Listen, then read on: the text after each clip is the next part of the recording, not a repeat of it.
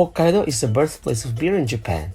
Sapporo beer, one of the oldest and most popular beer brands in the country, has been brewed in Sapporo since 1877. The Sapporo Beer Museum was opened in 1987 in a former brewery from the Meiji period. The museum introduces the history of beer in Japan and the process of beer making. After the exhibitions, beer tastings are available at a small fee. Alternatively, paid tours are held and they include a tasting session at the end. But take note, these paid tours are held only in Japanese. Next to the museum is the Sapporo Beer Garden, which consists of a few restaurants. Among the restaurants are several atmospheric beer halls, but also the more sophisticated Garden Grill restaurant. Popular in the beer halls are all-you-can-drink beer and all-you-can-eat mutton barbecue, a popular local dish named after the great Mongolian ruler, GENGHISKHAN. Just some caution, if you want to drink beer, you must be 20 years old because people under 20 years old are not allowed to drink beer here in Japan.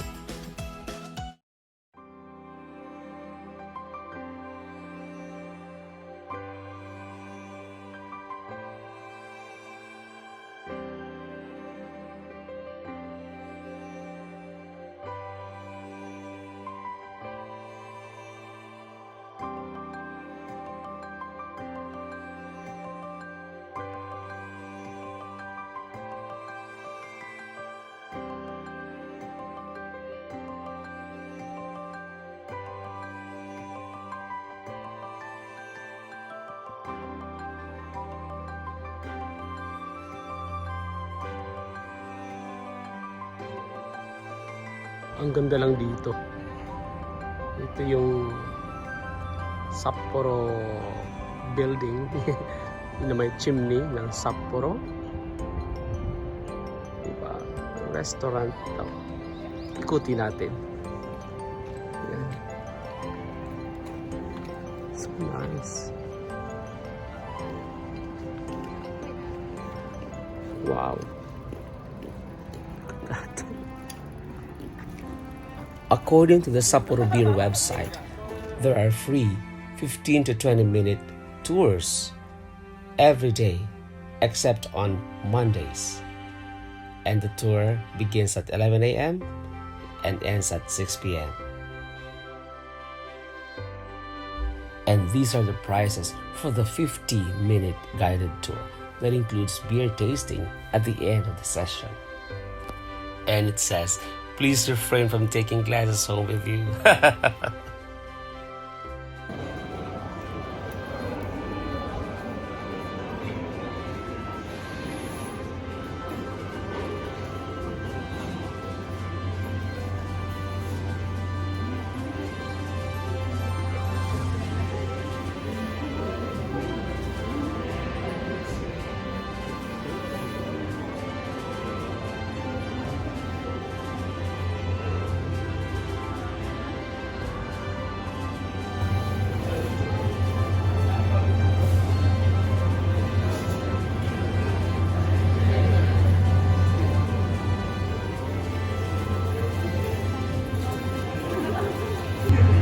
The museum is already closed, so ito lang ako sa shop ng museum.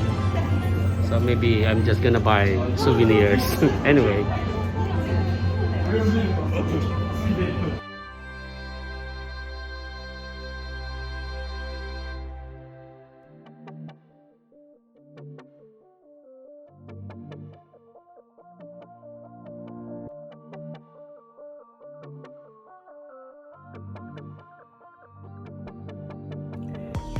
So, naubusan ako ng time sa Sapporo Beer Garden Restaurant. So, mag-take out na lang ako. Ito, lamb GENGHISKHAN at saka ito, rolled lamb sausage. Ayan. Kain na tayo. Mamanggi na kita. Ito yung GENGHISKHAN na sinasabi nila, which is lamb specialty dito sa Sapporo. Ano po siya, karnero. Lamb. And also, this is also lamb. Sausage. Lamb sausage. Rolled lamb sausage. So, binili ko po siya sa Sapporo Beer Museum. Of course, hahaluan natin ang lalagukan natin ang Sapporo Classic Beer. So, simulan na natin. Itadakimasu.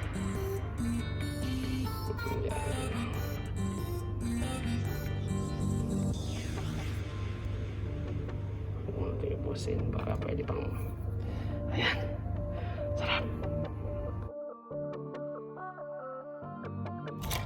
Itadakimasu. Sapporo beer. Itadakimasu.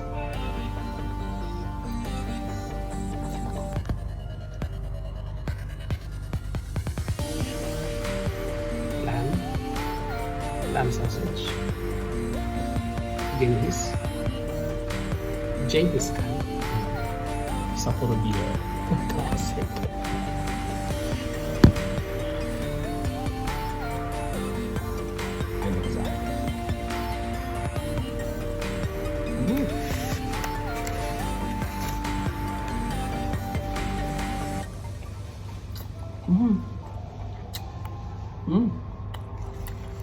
So nice.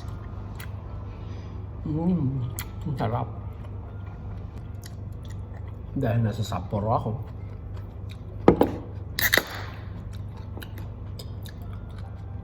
Let's drink Sapporo. Sarap. Ang masarap sa Sapporo beer kasi very light lang siya, hindi siya mapait. So, pwede mo siyang inumin kahit nag-iisa ka lang. Ako kasi, hindi ako madalas uminom ng beer pag mag-isa lang kasi mapait yung beer. Hindi ko talaga gusto yung beer. Kahit yung mga beer sa Pilipinas, yung mga San Mig Light. San Mig Light yun ha. Light nga kasi less calories daw. Pero ang pait niya para sa akin. So hindi ko siya iniinom pag wala akong kasama kasi para ano pa. Uminom na lang ako ng ano.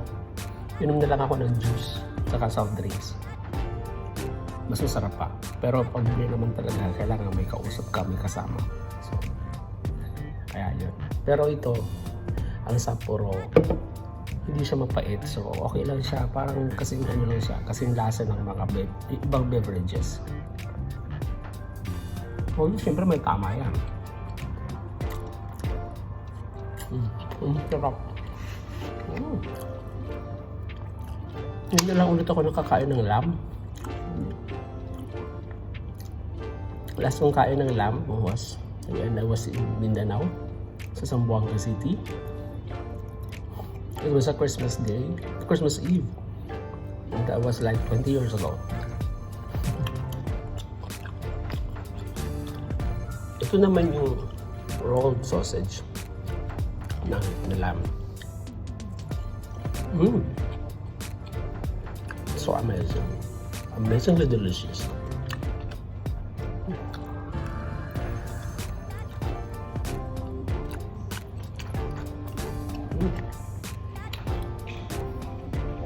Sarap.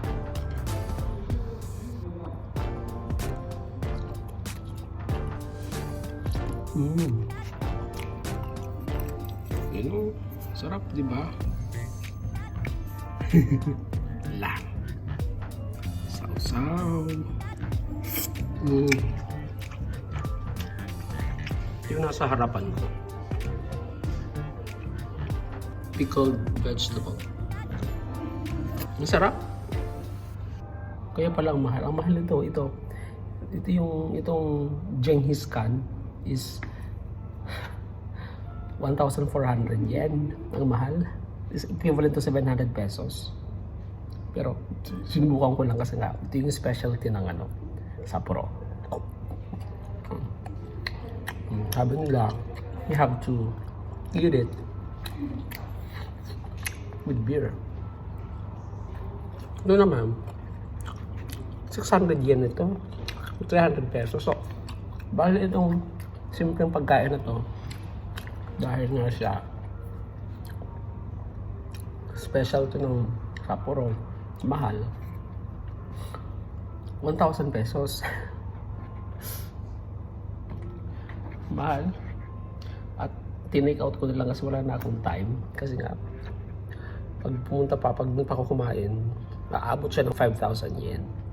So, tinake out ko na lang. Kasi nga, wala rin naman akong kasama. Pero pag 5,000 yen, unlimited yung beer. So, only beer.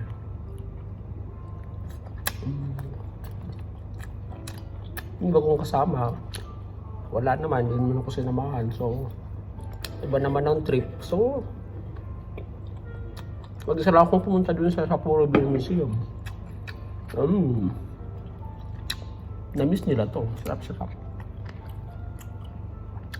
Tulog mo sila sa taas. Pagod na pagod eh. Mas trip kasi nilang puntahan yung chocolate factory. Ayoko na nga. Mas gusto ko beer.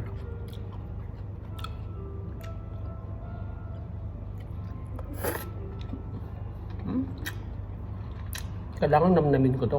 Dahan-dahan na pag-nguya. Lasing na ako. Gusto sa Sapporo. Tapos ito na lang natitira. Wala na. Ayun. Ito yung last. Lamb sausage. Tinamahan ako ng Sapporo. Malakas. Tinamaan ako.